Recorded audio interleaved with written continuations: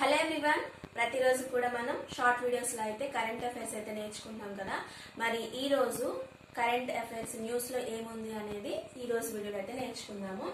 So Fujian, ఈ Fujian ఏంటి అని అంటే ఇది ఒక విమాన వాహన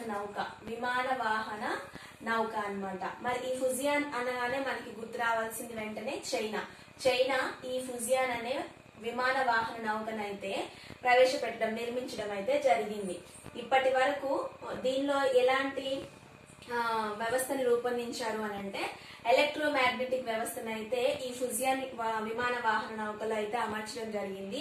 ఈ ఎలక్ట్రోమాగ్నెటిక్ వ్యవస్థ అనేది ఇప్పటి వరకు అమెరికాకు చెందినటువంటి యుఎస్ఎస్ గెరాల్డ్ ఆర్ఫోర్డ్ లో మాత్రమే ఉంది. కానీ ఇప్పుడు చైనా ఈ ఎలక్ట్రోమాగ్నెటిక్ వ్యవస్థను అయితే ఫుజియాన్ అనే విమాన వాహన నౌకలు అయితే అమర్చడం జరిగింది అనమాట. ఈ ఫుజియాన్ విమాన వాహన నౌక నిర్మించింది కదా.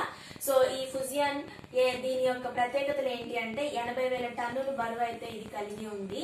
ఇది 316 మీటర్ల పొడవు అయితే ఉందన్నమాట. దీనిలో మొత్తం కూడా 50 విమానాలను అయితే మోసుకెళ్లడం అయితే జరుగుతుందన్నమాట.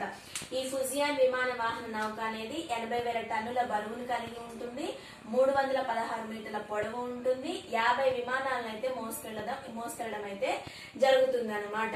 అయితే ఈ చైనా ఇప్పటి వరకు అమెరికా దగ్గర 219 యుద్ధ నౌకలు ఉంటే అమెరికాను కూడా వెనక్కి నెట్టి చైనా 234 యుద్ధ నౌకలను అయితే తయారు చేయడం జరిగింది. అయితే ఈ ఫుజియాన్ తర్వాత 4వ విమాన వాహన నౌకను నిర్మించడానికి చైనా సిద్ధమవుతుంది. దాని పేరు వచ్చేసి దలియాన్ అనే విమాన వాహనాన్ని నిర్మించడానికి అయితే ఈ చైనా అయితే పూనుకుందనమాట.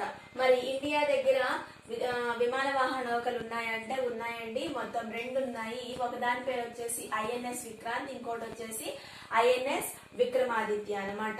ఇది ఫుజియాన్ విమాన వాహన నౌకను గురించినటువంటి వార్త. మన ఇన్స్టాగ్రామ్ పేజ్ వచ్చేసి స్టడీ సిరీస్ 1111 ఛానల్ ని ఫాలో అవుతూ ఉండండి. అందులో ఆర్ఆర్బి, ఎన్టీపీసీ, ఎస్ఎస్సి, ఎంఆర్ఎస్ కి సంబంధించినటువంటి క్విజ్ అయితే అప్లోడ్ అవుతూ ఉంటుంది. అండ్ అలాగే మన ఛానల్ ని కూడా ఫాలో అవుతూ ఉండండి. Thank you for watching.